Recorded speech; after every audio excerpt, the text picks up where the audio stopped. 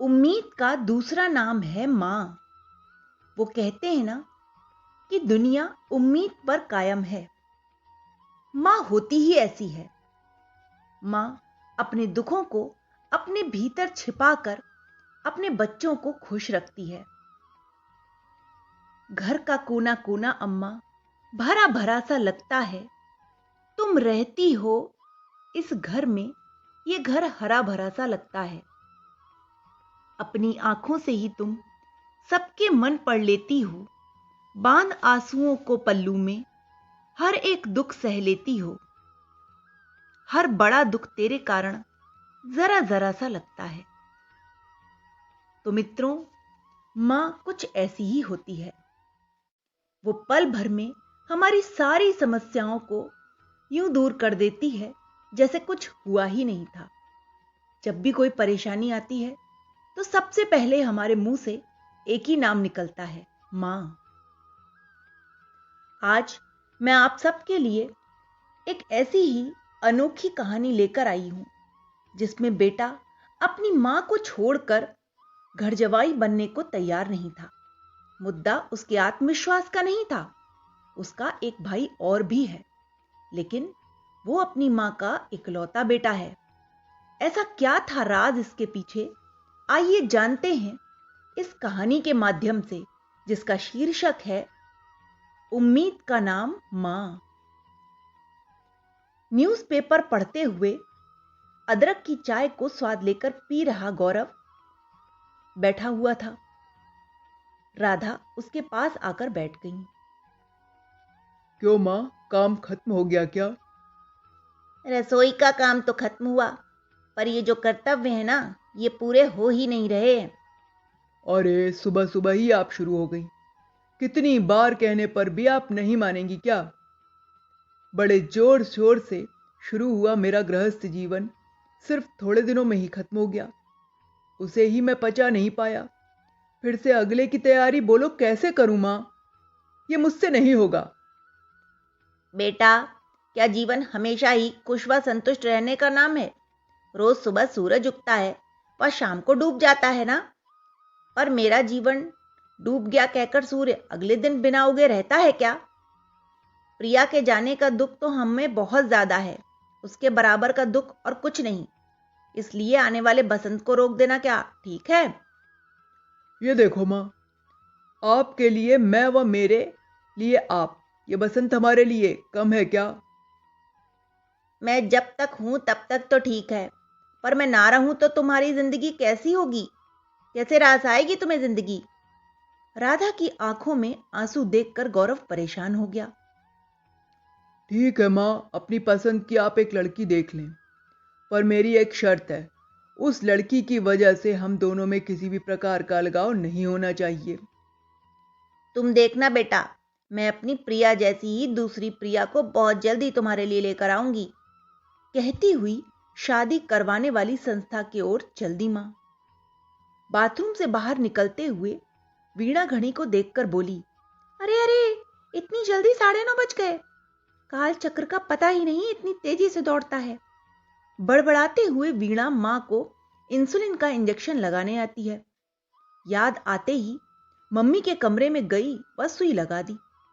उन्हें नमकीन दलिया दिया व उनकी सुबह की दवाइयां टैबलेट आदि निकाल कर रख दी। मेरी बेटी मेरी कितनी सेवा करती है सोचकर मां के आंखों से आंसू बहने लगे। सीधे हाथ व सीधे पैर पर लकवा मार गया। अतः बिस्तर पर पड़ी है मां, और मां की सेवा बेटी ही कर रही है। क्यों बेटी, तूने खाना खा लिया कि नहीं? नहीं मां, तुम्हारा दोपहर का खाना हॉट बॉक्स में रख दिया है। गोलियां जो तुम्हें लेनी है उन्हें टेबल पर रख दिया है। अब मुझे सिर्फ खाना खाना ही बचा है। दोपहर को 12 बजे गर्म पानी जो पीती हो वो थर्मस में रख दिया है, उसे याद से पी लेना। शाम को बाई काम करने के लिए आएगी, तब उससे चाय बनवा कर पी लेना। इतनी सेवा करने वाली बेटी को देख गर्व के साथ मां परेशान भी हो रही थी कि मेरे ही कारण बेटी का जीवन बर्बाद ना हो जाए। यह ख्याल उसे बहुत परेशान करने लगा। क्यों बेटी, शादी कराने वाले संस्थान का एजेंट आज आने वाला था ना? मैंने आपसे कितनी बार कहा है मुझे शादी नहीं करनी। और कितनी बार कहूं, मैं शादी करके चली जाऊंगी तो आपकी देखभाल कौन करेगा? मुझे किसी वृद्धाश्रम में छोड़ देना, क्योंकि भाग्यहीन लोगों की जगह वही है। पारू कहने लगी। ऐसी बातें क्यों करती हो मम्मी? जो घटना घटी उसका दोषी कोई नहीं, यह विधि का विधान है। तुमने मेरे लिए अच्छा लड़का देख शादी करने की सोची थी ना, पर क्या करें, वह इतना कमजोर व बुज़दिल निकला। शादी के दिन तक उसका मुंह नहीं खुला था, पर शादी वाले दिन ही सुबह अपनी पसंद की लड़की के साथ भाग गया। तुमने बिस्तर पकड़ लिया। तुम भाग्य को मत कोसो मां, मेरा भाग्य अच्छा था जो उसकी कलई पहले ही खुल गई। जो एक निर्णय पर उसे बताने का साहस न रखता हो वह मर्द नहीं है। अच्छा हुआ मैं उस नामर्द से बच गई। अब भी तुम्हारी उम्र ज्यादा नहीं हुई है। तुम्हारी शादी किए बिना यदि मैं ऊपर चली गई तो मुझे मोक्ष कैसे मिलेगा? ठीक है मां, तुम्हारी मर्जी। मेरे लिए एक लड़का तुम ही पसंद करना, पर मेरी एक शर्त है, जो लड़का तुम देखो वो हमारे घर में ही घर जमाई बनकर रहना चाहिए। और क्योंकि मैं तुम्हें वृद्धाश्रम में नहीं छोड़ सकती, तुम्हें मेरे पास ही रहना होगा। जो इस बात के लिए राजी हो वह कैसे भी हो मैं उसे मंजूर कर लूंगी। इस बात को एजेंट को बता देना अच्छी तरह से। जल्दी जल्दी जा रही बेटी को देख पारू ने दीर्घ श्वास छोड़ी।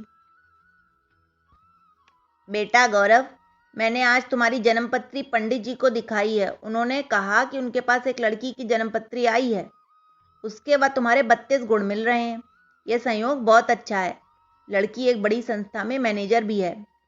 5 साल पहले एन शादी के दिन दूल्हा दूसरी लड़की के साथ भाग गया, अतः शादी नहीं हुई है। लड़की की सिर्फ एक मां है। मेरी शर्त उसे बताई है कि नहीं? उसका अभी से क्या, जब लड़की को देखोगे तो बातचीत कर लेंगे। वहां पारू खुशी से फूली नहीं समा रही थी। वीणा के घर आते ही बोल पड़ी। बेटी, अभी अभी एजेंट आकर लड़के की जन्मपत्री देकर गया है। उसका नाम गौरव है।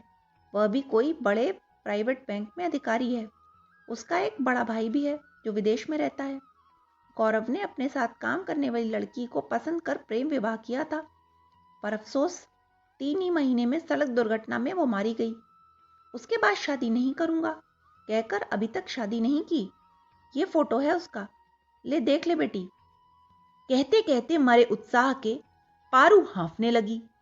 वो आज बहुत खुश थी। मां को इतना प्रसन्न और खुश देखकर वीणा ने तुरंत ही हां कर दी। लड़का लड़की दोनों ने एक दूसरे को देखा। राधा को वीणा बहुत पसंद आई। गौरव ने तो पसंद मां पर ही छोड़ दी थी, सो उसने हां होते ही आगे की बात शुरू करना मुनासिब समझा। पर मौन वीणा ने ही तोड़ा और गौरव से कहा, मुझे आपसे अकेले में कुछ बात करनी है। कोई भी बात हो मां के सामने निसंकोच कहिए। गौरव बोला, मुझे अपनी साझा जिंदगी से जुड़ी कोई बात करनी है। आपकी माताजी शायद एकदम से समझ ना पाए। ये सुनते ही एकदम राधा का चेहरा कुम्हला गया। कोई बात नहीं वीणा जी, मेरी मां के सामने ही कहिए। मुझसे ज्यादा इस शादी में मेरी मां उत्साहित है। वीणा अभी क्यों बात कर रही है? मेहमानों को नाश्ता तो दे। पारू बोली। नहीं आंटी, जो कहना चाहती है आराम से उन्हें कहने दें, यही सबके लिए अच्छा है। गौरव तसल्ली से बोला।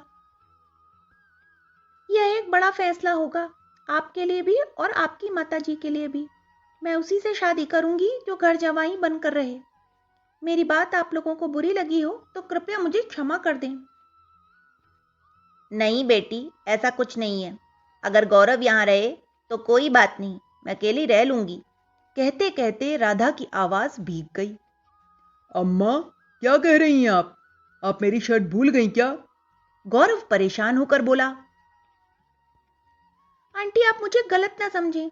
मेरी मां को इस असहाय स्थिति में छोड़कर मैं अलग कहीं नहीं जा सकती। मेरी मां को अपने साथ ससुराल लाकर मैं आप लोगों को कष्ट भी नहीं देना चाहती। इसलिए मैं घर जवाई बनने को जो भी तैयार हो उसी से शादी करूंगी, यही मेरी शर्त थी। गौरव के एक भाई और है ना, यही जानकर मैंने आपको आमंत्रित किया। यदि मेरी बातों से आपका दिल दुखा हो तो मुझे माफ कर दीजिएगा। स्पष्ट व आत्मविश्वास के साथ इसीलिए मैंने आपसे ये बात कही। जैसे ही वीणा की बात खत्म हुई, अचानक गौरव बोल पड़ा। मेरा एक भाई जरूर है, पंडित जी ने आपको बताया होगा, परंतु मेरी माँ का मैं इकलौता बेटा हूं। मैं उन्हें छोड़कर अलग नहीं जा सकता। राधा व वीणा उसे आश्चर्य से देखने लगे। हाँ वीणा जी, मेरी पत्नी प्रिया की माँ है राधा आंटी। मेरे और प्रिया के प्रेम को इन्होंने ही सपोर्ट किया था और अपनी एकमात्र बेटी की शादी मुझसे कर दी। पता नहीं किसकी नजर लग गई। एक दिन ऑफिस से आते समय मेरी बाइक को पीछे से कार ने टक्कर मारी। वह प्रिया सदा के लिए हमारा साथ छोड़कर भगवान को प्यारी हो गई। इस दुख को किस तरह और कैसे कहूं मैं। अपनी इकलौती पुत्री, जिसके सुखी वैवाहिक जीवन को देखकर जो मां खुश होती थी, अब उसके लिए पूरा संसार ही अंधकारमय हो गया।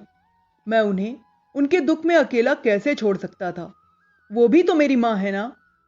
मैंने उन्हें पुत्र व पुत्री बनकर संभाल लिया और उन्होंने मां बनकर मुझे संभाल लिया।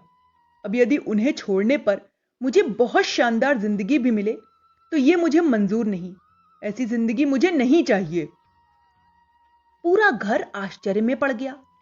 वीणा की आंखों से आंसू बहने लगे। गौरव, मुझे माफ कर दीजिए।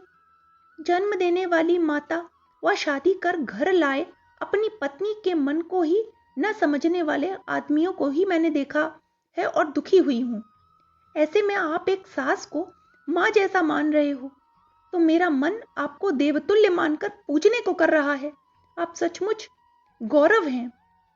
आप मुझे माफ कर दीजिएगा। जैसे ही वीणा ने यह कहा, राधा ने उसे गले लगा लिया। तुम भी मेरे लिए प्रिया जैसी ही हो बेटी। किसी को भी कहीं जाने की जरूरत नहीं। सभी एक साथ एक ही घर में रहेंगे। तुम्हारा दाम्पत्य जीवन सुखी हो, वह हमारा रिश्ता अपूर्व हो, सब रिश्तों से सबसे ऊंचा। ऐसा कहकर राधा जी ने पारू को भी गले लगा लिया। सुमतिन जी, मेरी बेटी बहुत भाग्यशाली है। दामाद अपनी सास के लिए बेटा बना है। इस अपूर्व रिश्ते से हम भी जुड़ने जा रहे हैं। यह हमारा सौभाग्य है। पारू के चेहरे से अपार खुशी व संतोष झलक रहा था। तो मित्रों, इस कहानी में जो पाया हमने वो ये है कि मां कोई भी हो, चाहे वो पत्नी की मां हो, चाहे वो अपनी मां हो, लेकिन मां मां ही होती है। मां के प्रति हमेशा हमें नतमस्तक ही रहना चाहिए, क्योंकि मां का त्याग, मां का प्रेम अभूतपूर्व होता है, जिसकी संसार में कोई कीमत नहीं चुकाई जा सकती। Okay, bye.